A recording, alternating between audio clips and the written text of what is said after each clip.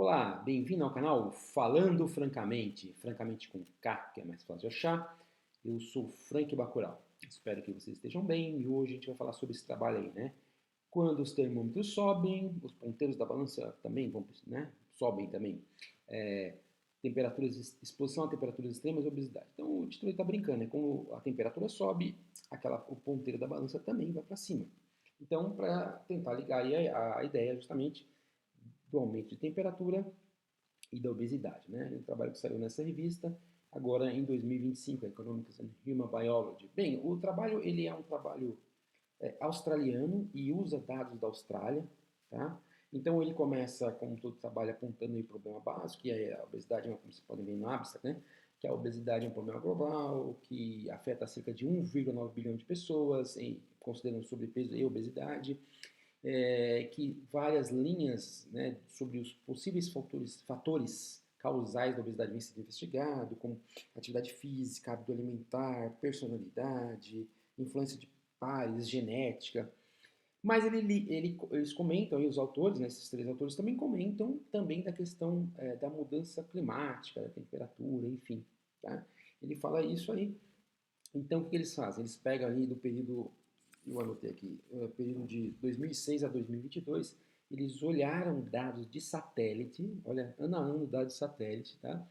E usaram, para comparar, dados desse estudo aqui que ele chama de Hildon, que está aqui no abstract, que é um estudo que tem, né, as siglas sobre moradia, renda, dinâmica de trabalho da Austrália, o HILDA. Então eles usaram essas imagens satélites com dados assim demográficos de indivíduo de longo prazo, né? Então 2006 a 2022 e para reparar se tinha alguma influência, usaram modelos matemáticos para procurar alguma influência entre temperatura e obesidade, tá? Então eles falam que é um dos únicos trabalhos com esse perfil, praticamente o primeiro, tem um parecido, mas não é a mesma coisa, também por causa do tipo de dado que eles utilizam. E aí eles fizeram várias análises bem interessantes, né? Eles pegaram, por exemplo, na própria Austrália, verificaram estados menos quentes versus estados mais quentes e fizeram várias comparações.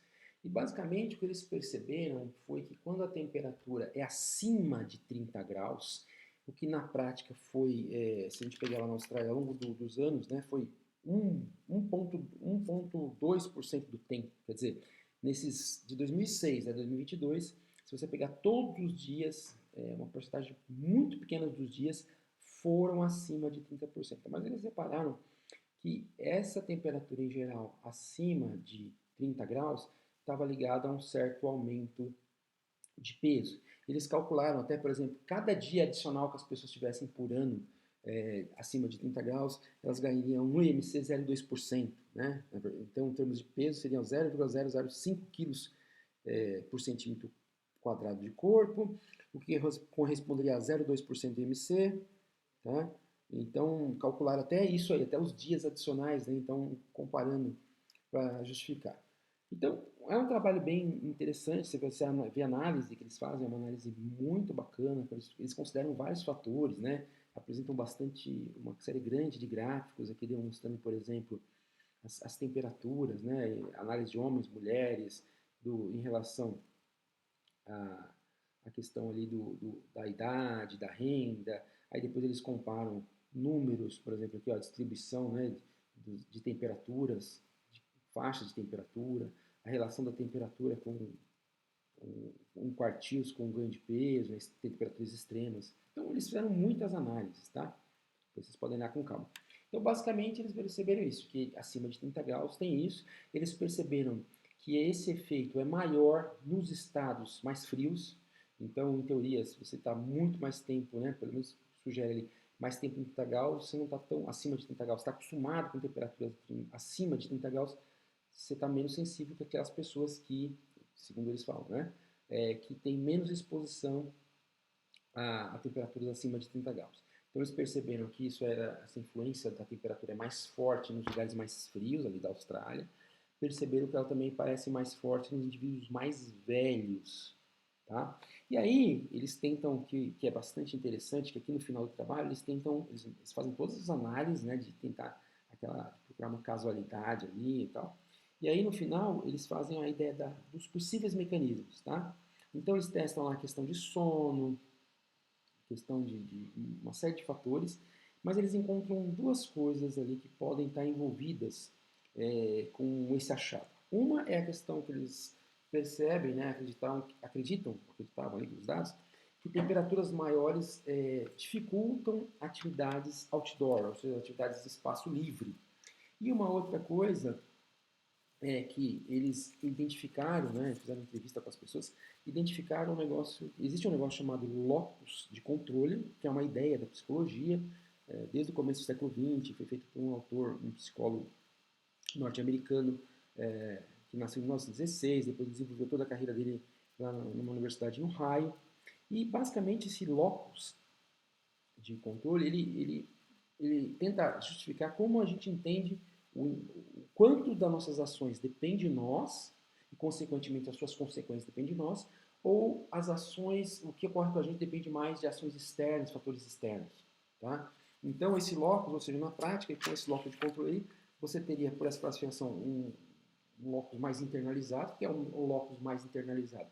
São aquelas pessoas que acreditam que as suas ações e as consequências das suas ações dependem mais delas. Enquanto que as pessoas que têm um locus mais externo são aquelas que entendem que as suas atividades, as ações que ocorrem, as coisas que ocorrem na vida delas, dependem muito mais de ações externas do que elas mesmas. Né? E aí tem algumas características. Né? Então, por exemplo, segundo alguns vídeos que eu vi, né, a pessoa que tem o locus mais interno são mais otimistas, elas esperam que a vida tenha mais altos e baixos, né? Elas estão abertas a opções e soluções, elas têm responsabilidade pelas suas ações, né? Elas se recuperam mais rápido de reveses, tá? E elas são mais proativas. Isso é o padrão, segundo aí alguns questionários. Enquanto que aquele indivíduo que tem um locus de controle mais externo, eles seriam mais pessimistas sobre as coisas, elas tendem a culpar outras coisas, como eu falei, outras coisas sobre o que acontece na sua vida, elas se sentem mais vítimas dos processos, tá? Então isso é a classificação. E aí o que isso tem a ver com o trabalho? Então, em termos de mecanismo, eles chegaram nas análises, perdão, eu rolei aqui, nas análises dele, em duas visões. Uma, que o calor muito provavelmente compromete a prática das atividades em outdoor quando está acima do legal. E uma outra coisa, pelas pesquisas que eles avaliaram, pelo questionário e tal, que eles fizeram com as pessoas, é que a pessoa no calor, ela passa, dependente, eles não comentaram exatamente como era o foco, mas passa a ter um locus de controle mais externo, ou seja, ela parte para uma situação onde ela entende que o cuidado com a saúde dela, com o peso, com a alimentação, já não depende tanto dela, é uma coisa mais do ambiente, do contexto, então ela não tem tanta, assim, autonomia no seu processo. Então, quer dizer, é como se ela passasse a ter menos controle dos hábitos saudáveis sobre a vida dela nessa ótica do locus de controle. Agora, por que a temperatura faz isso? Eles não explicam. Tá? Então, eles identificam dois possíveis mecanismos. A ideia de que o calor dificulta a prática de atividade física, a pessoa fica menos ativa, seja outdoor ou outros ambientes, e que as pessoas passam a ter uma mudança na forma como elas veem as ações que interferem na sua vida. Elas passam a, vamos pensar em termos de controle corporal, elas passam a entender que elas têm menos controle sobre aquilo que afeta a sua alimentação, os seus comportamentos saudáveis, então elas passam a ser mais, vamos dizer assim, sujeitas às influências externas, elas não têm tanta influência, e é como se elas não tomassem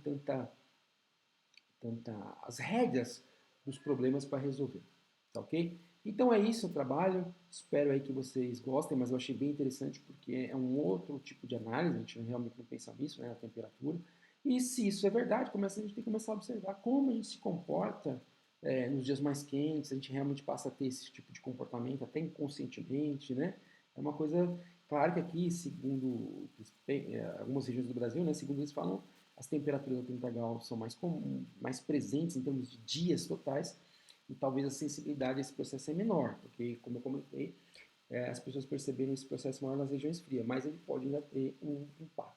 Tá? Então é isso. Deixe seu like aí, seus comentários, se você já ouviu falar de alguma coisa parecida, e até um próximo vídeo. Tchau, tchau.